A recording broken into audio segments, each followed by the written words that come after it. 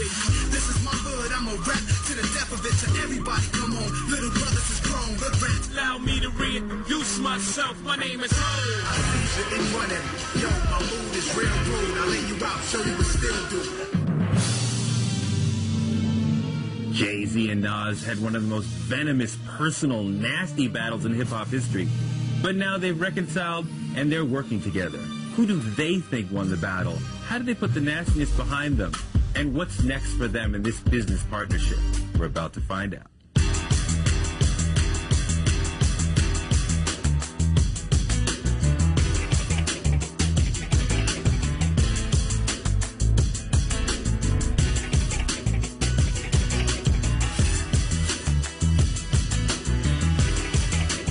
How did this beef start? What was the beginning provocation? Because I know there's roots in it before the takeover. In the beginning, it was just, you know, we both from New York. We both want to be the best, so I just say it was just competition. That's just how rap is. You say it's cool, I'm in a battle, but there is a little bit of anger toward this individual because it's so personal.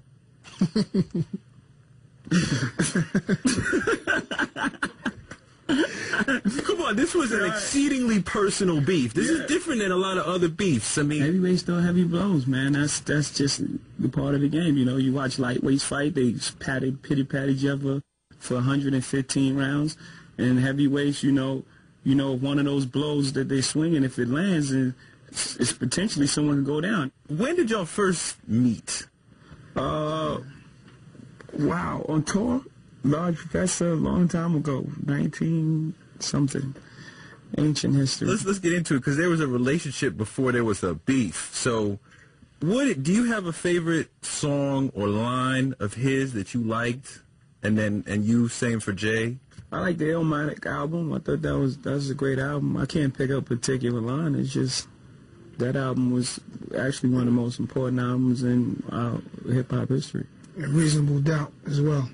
And I like the line, the killing some is nothing. The kill him, leave him breathing, and you're saying something. That's one of the lines I like a lot. I mean, y'all kind of came out like right around the same time. So y'all were definitely thinking about each other as young guys in the game, right? No, I wasn't on. I came out 2 years later. I didn't even have a deal, so I'm sure I wasn't on Nas's radar to maybe after Reasonable Doubt. But actually, I knew about you because on the tour thing, I remember when you did your thing with Jazz, when we was in a thing, we went to D.C., and everybody in the crowd knew he was getting ready to tear it down. And I didn't know. I'm like, how do y'all know? I don't know any records he got out, but he obviously had been there before. And when he got up there, I said, oh, you know, dog is serious. And that was like 91. So when you heard the takeover, were you shocked? Did you know it was coming? I had put out a freestyle. So we had, you know, I knew he had to say something behind that. You know what I'm saying? So I knew something was coming. When it came, it was serious. Did anything he say really bother you? Like really jump off and like, damn? Of course. That's what it was. It was a battle. It was like a Barbara Walters question, right? What is it? In your childhood, what He said one hot album every 10-year average. Did that bother you? That line didn't bother me. Like, it was other lines. It was like he was going there. So it was the whole song. Did somebody tell you about it and you listened to it? What was your reaction to it? Yeah, the whole city told me about it. Yeah. You know what I'm saying? Before you heard it? Yeah, the whole city. And it was only hours before I heard it. What were you feeling that whole time? The streets is talking to you, your homeboys is getting at you. What's going on? What's happening? You know what? Honestly, I looked at it like, you know, you got Kumo D and Cool J. You got Boogie Down Productions and MC Shan. And moments like that was career-ending moments. You don't just jump out the window and just next day you put out a record. When it said the city told me the record was out, that's how it was on. Okay, Ether. Did you feel like, damn, I kind of just took a blow to the ribs right there. That kind of hurt. Hell yeah. What? Let's be Barbara Walters about it. What hurt you? Well, Torre, if I may dig deep, it was just lines in there like, you know, where we come from. Like, if you feel that you say a certain thing to a certain man, then you cross the line, and then you know, all's fair. But I was just looking at it from my side.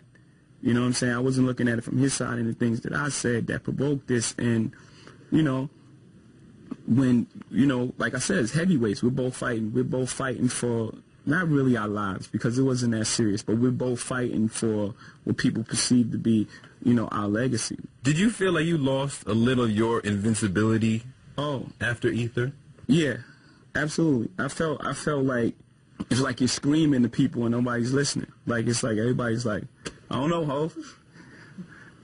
You know what I'm saying? And for me, I was thinking I'm still on my position. Like Takeover is a better record. I'm on that position. You know what I'm saying? But it raised my level of respect for him because I'm thinking, how did this record? I put this together. Like, how do you even come back from that? You think you won? I'm always thinking I'm winning. I'm won. You think you won? Of course. I mean, I'm supposed to. That's how it is. Yeah.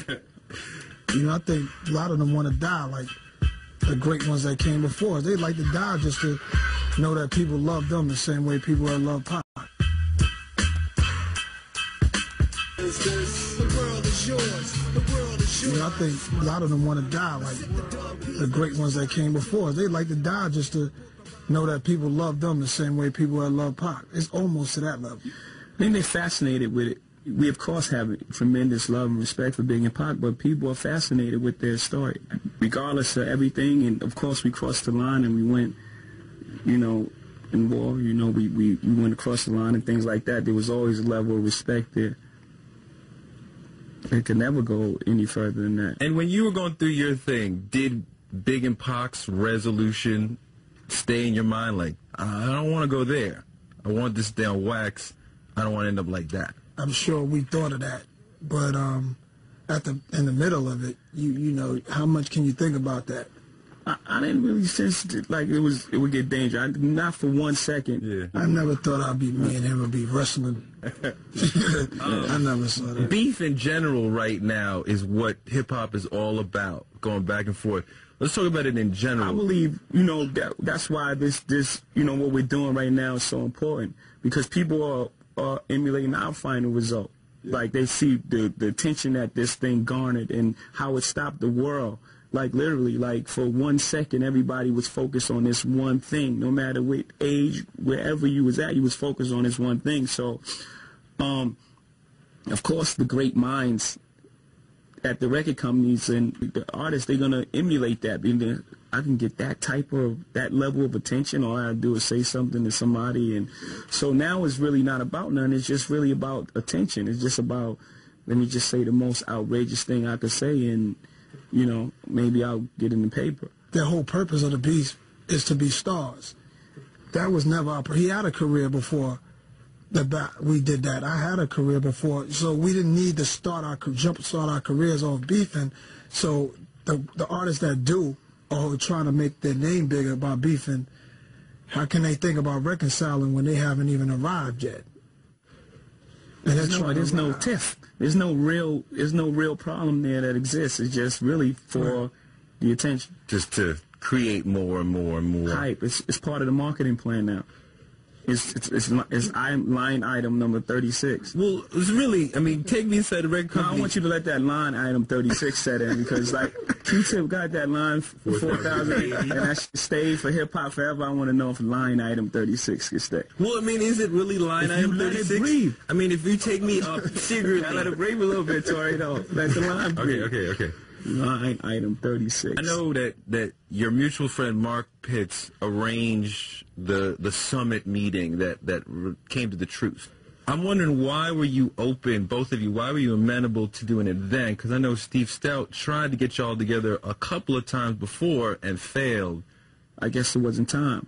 You know, this time when Mark Pitts, Don King, the whole thing, we, you know, I was, like I said, it was always a respect thing. So it was like, I don't see why not. I mean, at this point, it's just being foolish. It's this foolish pride. I know you're always thinking about history. Did you think, like, okay, the illest thing for me to do would be to end it? Because to keep it going was doing nothing. To be honest, I wish I was that smart to say that. Like I said, it took for Mark to present me with the idea for me to even think about it. You know what I'm saying? Like, I just wasn't ready. With the state of the game, I was a little bored. I wasn't feeling challenged at the time before we even met. I wasn't really feeling challenged, and when Mark started working with me, one of the first things he said after we met is like, what's the status with us two? And I didn't know. I said, I don't know. So I was with it. It happened at a baseline, you know. We basically just, like, you know, gave each other five and really just start laughing. But as weird as it is to see, for people to see it, it was weird for us. Like, you know, something that you thought would never happen, especially with the, you know, the type of battle and how intense it was. You know, it was something that people didn't believe would ever happen. And Mark used to be Biggie's manager. So the ghost of Biggie is kind of in the room a little bit. Is that at all part of the vibe of the moment at all? That's ill. I think it is now. Just introduced it. It's actually more manly to be a man about something. That's tougher. That's easier to say. That's easier to do.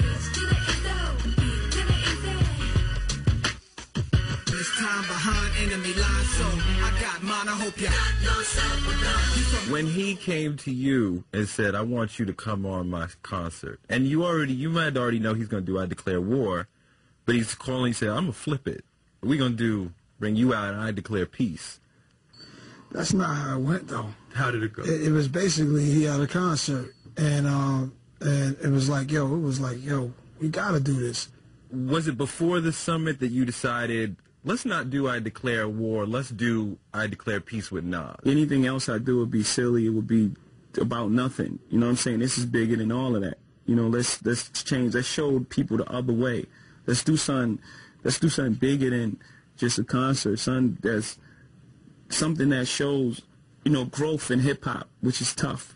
That's big. I never talked to him about what he was doing on this show. He never told me it's going to be war. I heard it on the radio. I'll declare war, and you know, I'm like, it kind of needed that. I said, yeah, it'd be cool if Jay declared war on a lot of, you know, individuals. That'd be cool. But then when I started thinking about my you know, when I thought about my involvement, I said maybe that might be bigger.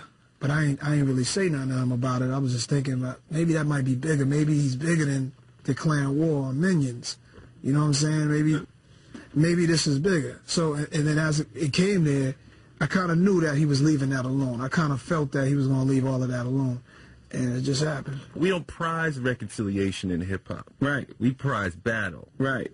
So y'all really, I mean, you did introduce a whole new element in the game, like, wow, we could reconcile, and that's more manly than beating your chest. Right. That's going to take a while, but that's the goal, the ultimate goal. What was going through your head as this is coming up before you hit the stage? I don't want to sound like, you know, patting myself on the back, but, you know, it was like a moment, I refer to Ali a lot too. Greatest of all times. I felt like the champion coming out with another champion, and I felt like Zaire. I felt like it was, but for hip-hop, I felt like it was like, wow. You know what I'm saying? Like, just wow. When you called him out, you said, let's go Esco, crowd went nuts. It was huge. It was a moment, like, the tension in the room, you could feel it. Like, first it was like shock for a second. It wasn't like immediate, like, crazy. It was like for a second, like, yo, wow. And then everybody went crazy. And right there at that point, I knew it was the right thing to do. When they write about hip-hop, they write about it a certain way. You know, they write about it like these guys is mainly money and they just want to kill each other. East Coast, West Coast, they really kill each other. Now they have to write it another way. It has to be talked about another way. It's like straight snitching. I ain't even dry snitching. I thought that was dry snitching. I got to upgrade the definition.